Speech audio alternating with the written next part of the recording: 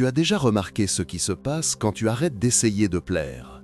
Quand tu ne cours plus derrière l'attention, quand tu ne forces plus ton sourire, quand tu ne réponds plus à chaque message en 2 minutes, quand tu ne te contorsionnes plus pour correspondre à ce qu'il attend. Quelque chose change. Pas chez toi, chez lui.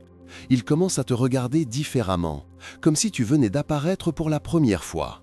Comme si, avant, tu n'étais qu'une ombre floue dans son champ de vision, et maintenant tu es devenue réelle, solide, mystérieuse. Ça te déstabilise, parce que pendant des années, on t'a appris le contraire. On t'a dit qu'il fallait être douce, disponible, compréhensive, qu'il fallait anticiper ses besoins, deviner ses humeurs, être celle qui arrange tout, qui facilite tout, qui pardonne tout. On t'a dit que l'amour, c'était donner sans compter. Et tu as donné. Tu as tout donné. Tu as répondu à 3 heures du matin, tu as annulé tes plans, tu as mis tes rêves de côté, tu as ri à des blagues qui ne te faisaient pas rire, tu as accepté des miettes en te disant que c'était mieux que rien. Et lui, il était là, confortablement installé dans ta générosité. Pas cruel, juste habitué. Habitué à ce que tu sois là, habitué à ce que tu ne partes jamais, habitué à ne pas avoir à faire d'efforts. Jusqu'au jour où tu t'es arrêté. Pas par stratégie, pas pour le manipuler, juste parce que tu étais épuisé. Épuisé de porter 2 personnes à la fois, épuisé de te perdre pour garder quelqu'un. Et c'est là que tout a basculé. Carl Jung disait que nous portons tous un masque, une persona, cette image que nous montrons au monde pour être acceptés, aimés, validés. Et toi, ton masque était celui de la femme parfaite, toujours disponible, jamais trop exigeante, jamais trop présente. Mais quand tu as enlevé ce masque, quelque chose de fascinant s'est produit. Il a commencé à te chercher. Si ce genre de réflexion te parle, abonne-toi à la chaîne et reste avec nous, parce que ce que nous allons explorer ensemble va bien au-delà des jeux de séduction. Ça touche à quelque chose de beaucoup plus profond, quelque chose qui change tout. Pourquoi est-ce qu'on essaie autant? Pourquoi est-ce qu'on se donne à ce point, même quand ça nous vide de l'intérieur? Jung avait une réponse simple et terrible à cette question. Parce qu'on a peur. Peur de ne pas être assez. Peur d'être abandonné. Peur de découvrir qu'au fond, on ne mérite pas d'être aimé tel qu'on est vraiment. Alors, on compense. On surdonne. On devient indispensable. On pense que si on est assez gentille, assez douce, assez présente, il ne pourra pas partir. Il ne pourra pas nous oublier. C'est une illusion. Parce que ce n'est pas l'amour que tu crées en faisant ça. C'est de la dépendance. Et la dépendance, ce n'est jamais respecté. C'est confortable, c'est pratique, mais ce n'est jamais désiré. Jung parlait de l'ombre. Cette partie de nous qu'on refuse de voir, cette partie qu'on juge trop égoïste, trop froide, trop exigeante. Alors, on l'enferme.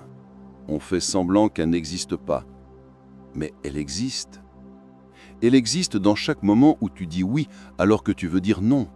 Dans chaque fois où tu te tais pour ne pas créer de conflit. Dans chaque nuit où tu te couches avec cette boule dans la gorge parce que, encore une fois, tu as choisi lui plutôt que toi. Ton ombre, ce n'est pas la méchanceté. C'est juste ton besoin légitime de respect, de réciprocité, de dignité. Et quand tu la réprimes trop longtemps, ton inconscient trouve d'autres façons de s'exprimer. Tu deviens irritable, tu tombes malade. Tu te sens vidé mais tu ne sais pas pourquoi. Tu pleures sans raison apparente. Ton corps te dit ce que ta bouche n'ose pas dire. Arrête, protège-toi, reprends ton espace.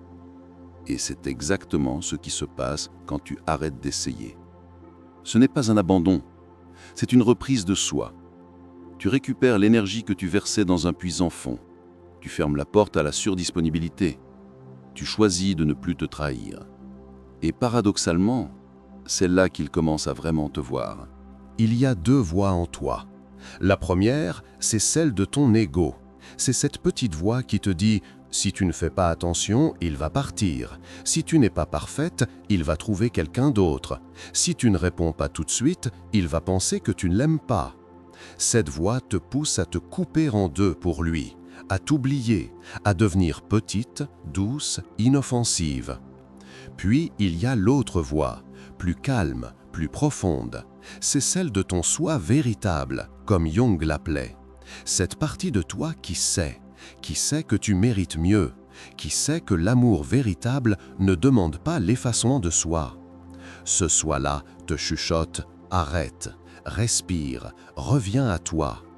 Mais cette voix, on l'ignore, parce qu'elle fait peur, parce que l'écouter, ça veut dire prendre le risque de déplaire. Ça veut dire accepter que, peut-être, oui, il pourrait partir. Et cette peur est si grande qu'on préfère se perdre plutôt que de la regarder en face. Jung parlait de la persona comme d'un masque social.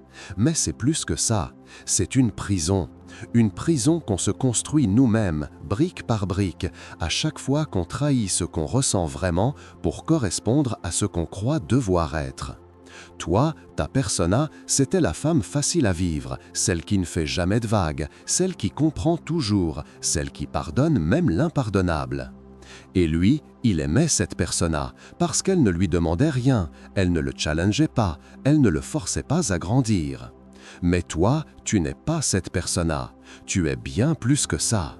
Tu es colère, tu es désir, tu es exigence, tu es feu, tu es tempête, tu es celle qui dit non, celle qui part si on ne la respecte pas, celle qui ne se contente pas de miettes.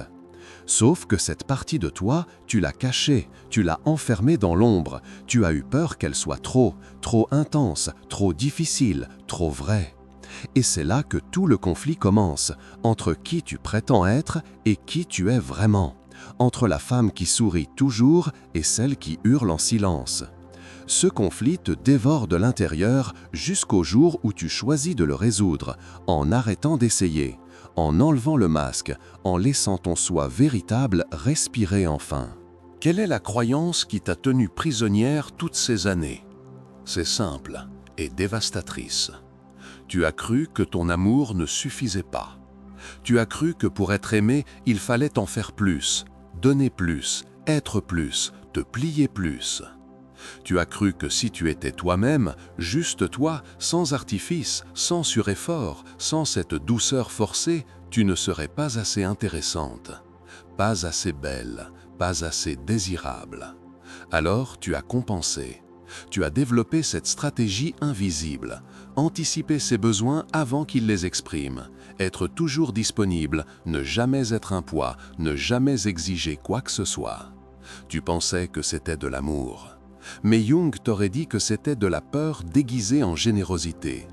Cette croyance, elle ne vient pas de nulle part, on te l'a injectée depuis que tu es petite.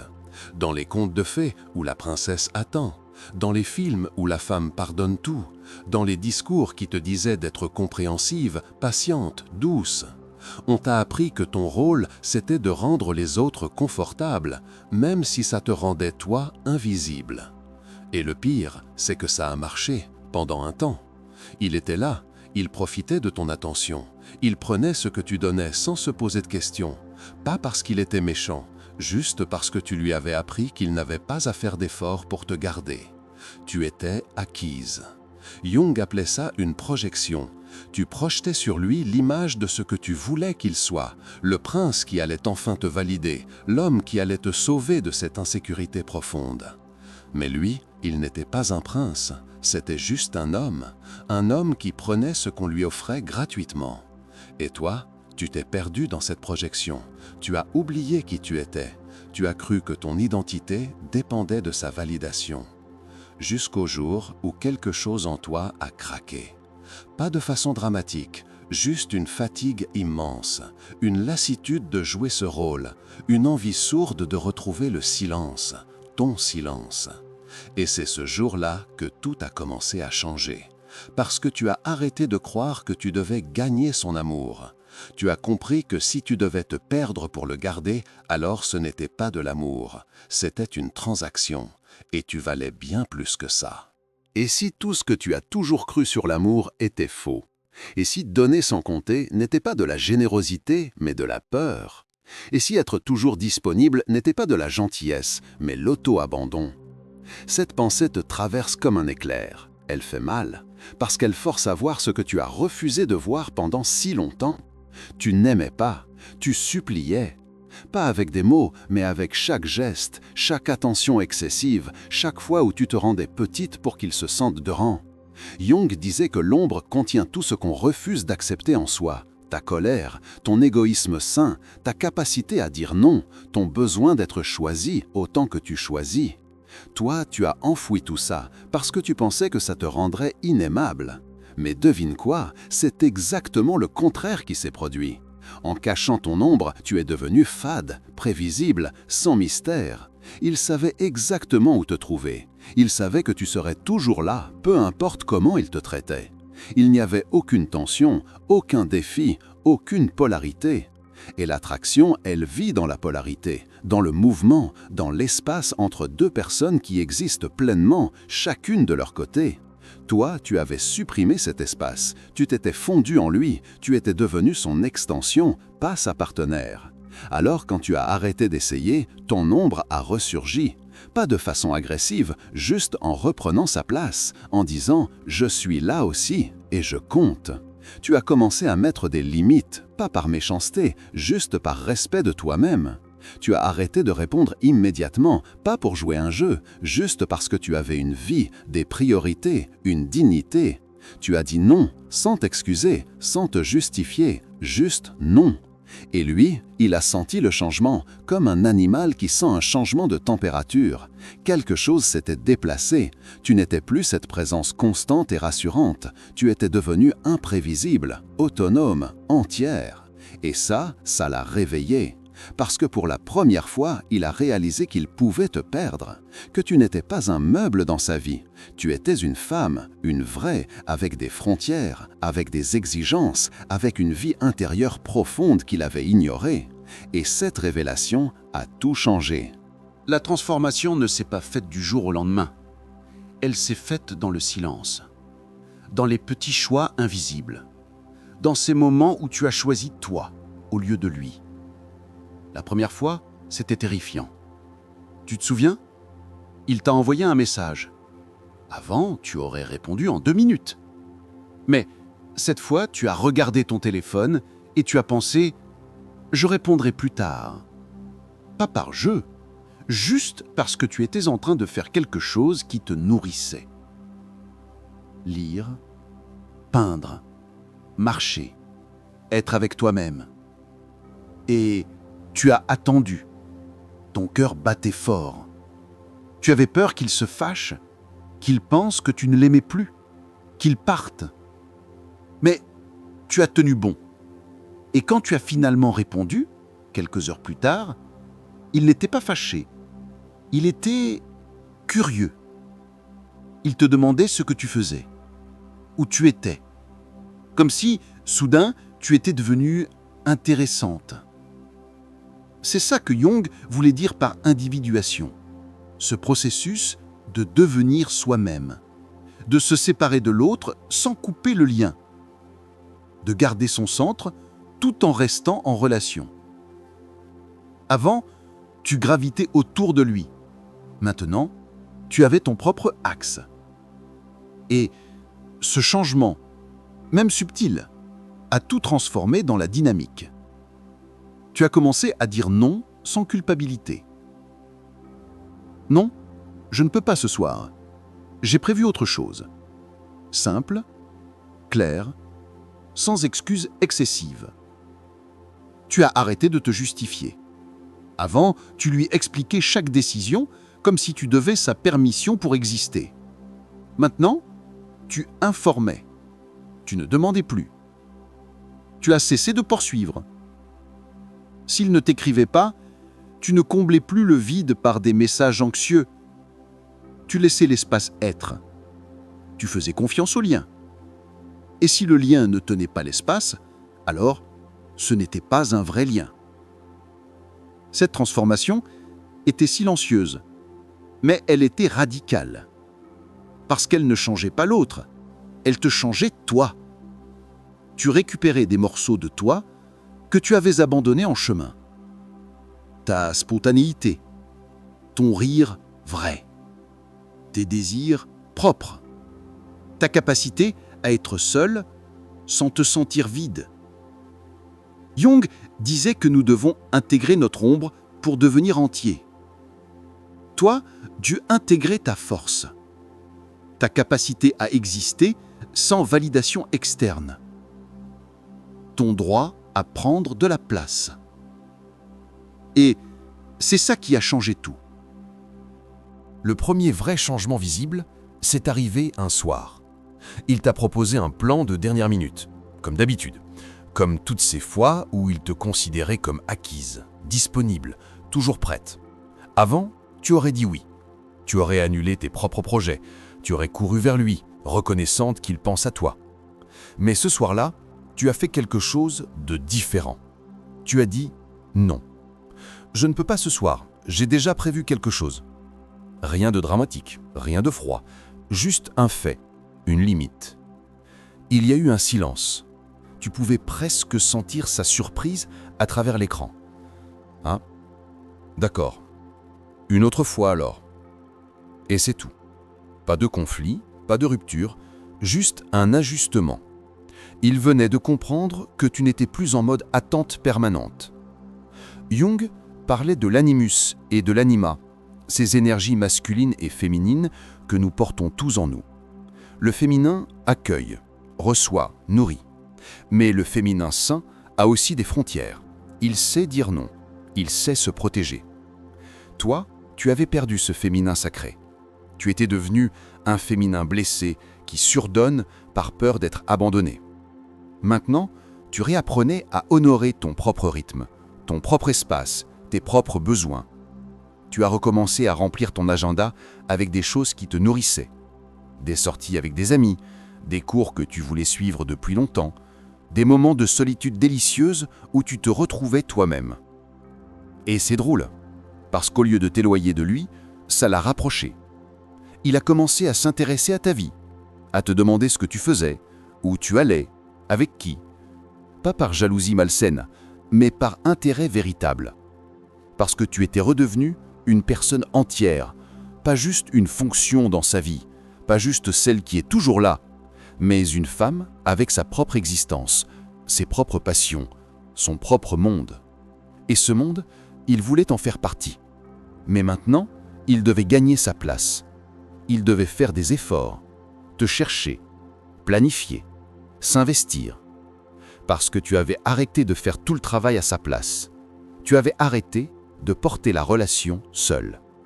Et ça change tout. Il y a eu un moment précis, où tu as su que quelque chose avait vraiment changé. Vous étiez ensemble, pas dans un rendez-vous planifié de dernière minute, mais dans un moment qu'il avait organisé, pour toi, avec attention. Et pendant que vous parliez, il t'a regardé différemment. Il t'a vu, pas l'image de toi, pas la fille qui sourit toujours, pas celle qui dit oui à tout, mais toi, la vraie, celle qui ose dire non, celle qui a ses propres rêves, celle qui ne se perd plus pour lui. Et tu as vu quelque chose dans ses yeux, du respect, de l'admiration, une forme de fascination qu'il n'avait jamais eue avant. Jung disait que l'amour véritable naît quand deux personnes entières se rencontrent. Pas de moitiés qui se complètent, mais deux tout qui choisissent de marcher ensemble. Avant, tu étais une moitié cherchant désespérément à se compléter. Tu voyais en lui ton sauveur, ton validateur, celui qui allait enfin te rendre entière. Maintenant, tu étais déjà entière, et lui, il ne te sauvait pas, il t'accompagnait. Ce changement de regard, c'était le symbole de tout, le signe que tu avais récupéré ton pouvoir, pas sur lui, sur toi. Tu n'avais plus besoin de son attention pour te sentir valable. Tu n'avais plus besoin de sa validation pour te sentir belle. Tu n'avais plus besoin de sa présence constante pour te sentir en sécurité. Tu étais devenu ton propre centre. Et paradoxalement, c'est ça qui a créé le vrai lien. Parce qu'il ne te gardait plus par habitude, il te choisissait activement, consciemment. Et toi, tu ne restais plus par peur, tu choisissais aussi. Il y avait maintenant un espace sain entre vous, un espace où chacun pouvait respirer, où personne ne s'étouffait, où la relation n'était plus une fusion toxique, mais une danse libre. Jung appelait ça la conjonction des opposés. cette alchimie qui se produit quand deux individus autonomes créent quelque chose ensemble sans se perdre. Tu as compris cette nuit-là que l'amour ne consiste pas à se donner entièrement à l'autre, c'est se donner entièrement à soi d'abord, et ensuite, de cet endroit de plénitude, partager avec l'autre. Pas par besoin, par choix. Et ça, c'est ce qui crée la vraie magie. Alors maintenant, je te pose la question. Qui es-tu quand tu arrêtes d'essayer de plaire? Qui es-tu quand tu enlèves tous ces masques? Quand tu cesses de sourire alors que tu veux pleurer? Quand tu arrêtes de dire oui alors que chaque cellule de ton corps hurle non? Qui es-tu dans le silence, loin de son regard, loin de son jugement, loin de son besoin? Jung disait que la plus grande découverte qu'une personne puisse faire, c'est celle de son soi véritable. Ce noyau inaltérable qui existe au-delà des rôles, au-delà des attentes, au-delà de la peur. Pendant des années, tu as cru que tu devais être quelqu'un d'autre pour être aimé. Plus douce, plus patiente, plus disponible, plus petite. Mais tu sais quoi? Cette version de toi, elle n'était pas plus aimable. Elle était juste plus confortable pour les autres. Et l'amour qui repose sur le confort, ce n'est pas de l'amour, c'est de la commodité. Le vrai amour, celui qui transforme, celui qui dure, c'est celui qui regarde ton ombre et dit « Je vois qui tu es vraiment, et je reste ». Pas « Je t'aime parce que tu ne me déranges jamais », mais « Je t'aime parce que tu es toi, avec ta force, ta colère, tes frontières, ta complexité. » Quand tu as arrêté d'essayer, tu as offert cette possibilité. Tu as dit sans mots « Voilà qui je suis. Si tu veux rester, reste. » Mais tu ne peux plus rester avec une version réduite de moi. Et certains partent face à cette vérité. Parce qu'ils n'aimaient pas toi. Ils aimaient ta disponibilité, ton effacement, ton silence. Mais ceux qui restent, ceux qui se réveillent, ce sont ceux qui méritent de partager ta vie. Jung avait raison. On ne peut pas vivre une vie pleine en portant un masque. Le masque protège, oui, mais il emprisonne aussi. Il t'empêche de respirer, de grandir, de être vu. Alors je te le redemande. Qui es-tu quand tu arrêtes d'essayer? Et surtout, es-tu prête à découvrir cette version de toi? Celle qui ne mendie pas l'amour, celle qui ne se contente pas de miettes, celle qui sait que sa présence est un cadeau, pas une supplication. Parce que c'est cette femme-là que le monde attend. C'est cette femme-là qui transforme tout. C'est cette femme-là que tu as toujours été, sous toutes ces couches de peur. Elle est là. Elle t'attend. Il suffit d'arrêter d'essayer pour la retrouver. Voilà la vérité que personne ne te dit. Quand tu arrêtes d'essayer, tu ne perds personne. Tu révèles qui mérite vraiment de rester. Les hommes qui t'aimaient pour ta disponibilité vont partir. Et c'est parfait. Parce qu'ils ne t'aimaient pas, toi. Ils aimaient une fonction, un service, une commodité. Mais ceux qui t'aiment vraiment, ils vont se réveiller. Ils vont voir que tu es une personne entière, avec des désirs, des frontières, une vie riche qui existe même sans eux. Et au lieu de se sentir menacés par ça, ils vont être fascinés. Parce que l'amour véritable ne cherche pas à posséder, il cherche à honorer. Jung l'a dit d'une façon magnifique. Celui qui regarde à l'extérieur rêve, celui qui regarde à l'intérieur se réveille. Pendant toutes ces années, tu regardais vers lui pour trouver ta valeur. Tu rêvais qu'il te validerait enfin, qu'il te choisirait enfin, qu'il te verrait enfin. Mais maintenant tu t'es réveillé. Tu as regardé à l'intérieur, tu as trouvé ta propre lumière. Et cette lumière n'a besoin de personne pour briller. Elle brille toute seule. Et c'est cette lumière-là qui attire l'amour véritable. Pas l'amour conditionnel, pas l'amour qui te demande de te rétrécir, mais l'amour qui célèbre ton expansion. Alors oui, arrête d'essayer. Arrête de courir, arrête de supplier, arrête de te plier. Reviens à toi, remplis ta vie de choses qui te nourrissent. Reconnecte avec tes rêves, avec tes passions, avec cette partie de toi que tu avais mise de côté pour faire de la place aux autres. Et observe. Observe ce qui se passe quand tu choisis toi d'abord. Observe comment les gens autour de toi ajustent leur comportement. Observe comment ceux qui t'ignoraient commencent à te chercher. Observe comment le respect remplace la prise pour acquis. Mais surtout, observe comment tu te sens. Plus légère, plus entière, plus vivante. Parce que tu n'as plus besoin de l'amour des autres pour te sentir aimé. Tu as appris à te donner cet amour toi-même. Et tout le reste, c'est un bonus, pas une nécessité. Si ce message t'a touché, abonne-toi à la chaîne et laisse un commentaire. J'aimerais vraiment savoir ce qui a résonné en toi. Partage ce qui t'a fait réfléchir, ce qui t'a bousculé, ce qui t'a réveillé. Parce que c'est ensemble qu'on se libère, c'est ensemble qu'on se souvient de qui on est vraiment. Bienvenue à toi-même.